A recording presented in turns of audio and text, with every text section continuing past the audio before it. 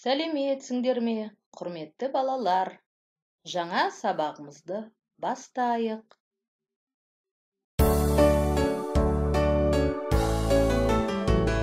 Қайырлы таң ұстазым, қайырлы таң достарым, шеңберге тұрайық, жылулық сыйлайық. Доброе утро, учитель, доброе утро, друзья. Посмотрите друг на друга, пожелайте добра.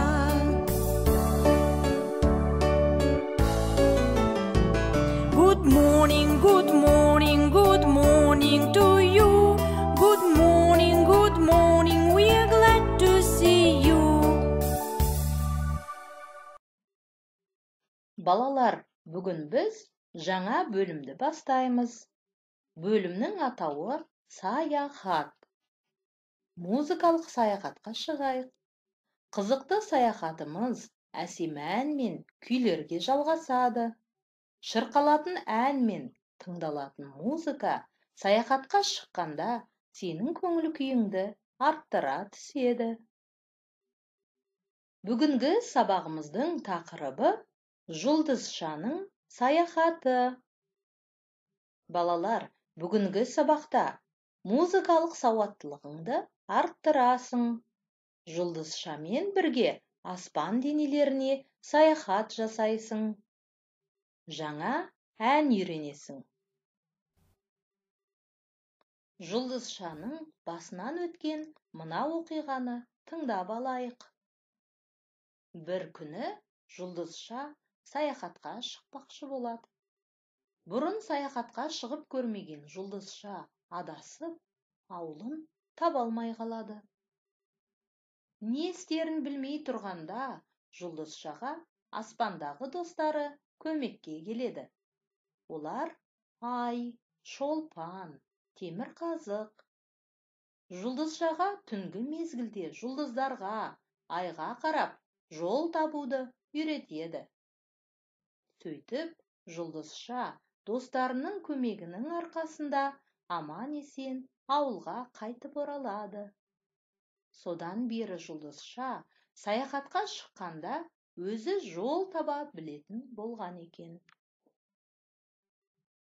Балалар, көрдіңдер ме?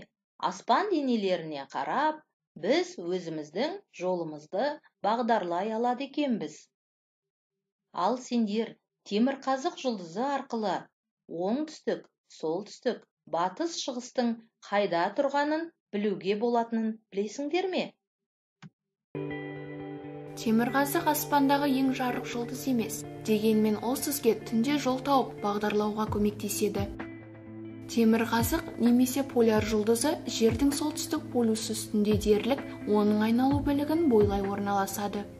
Бұл темірқазық түнде онша көп қозғалмайды деген сөз, ал басқа жұлдыздар аспанда айналғанда үлкен шеңберлер сызады.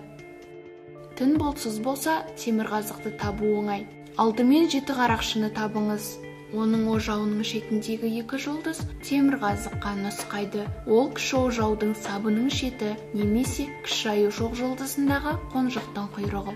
Темірқазыққа бет бұрғанда солтүстікке қарайтыныңызды біліңіз. Бұл жұлдызды түн айналаны бағдарлауға көмектеседі.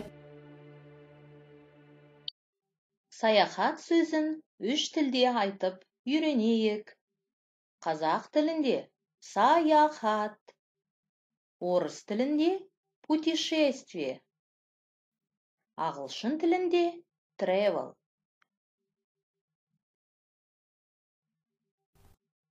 Жаңа ән үйренуді бастайық. Балалар, бүгін біз жұлдыздарға жол әнін үйренеміз. Әннің музыкасын жазған Күнсайын Қуатбаев. Әннің сөзін жазған Қасенхан Талғаров.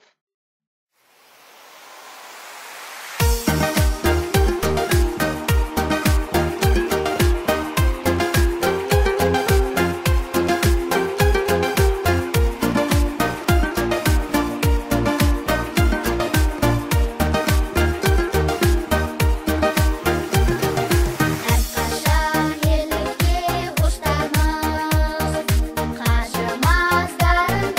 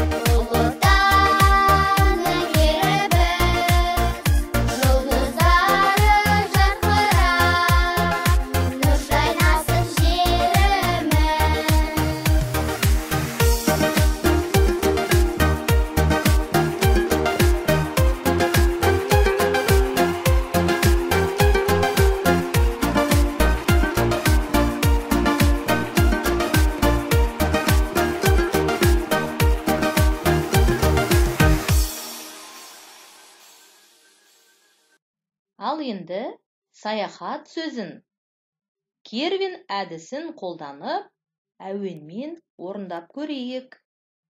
Саяхат, до, ми, соль. Саяхат, до, ми, соль.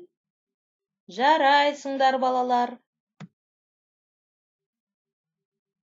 Балалар, бүгінгі сабағымызда жұлдызшамен бірге аспан денелеріне саяхат жасадық. Жұлдыздарға жол әнін үйрендік. Саяхат сөзін 3 тілде айтып үйрендік. Кервин әдісі арқылы до, ми, соль ноталарын еске түсірдік. Балалар, осымен сабағымыз аяқталды. Келесі сабақта кездескенше сау болыңдар.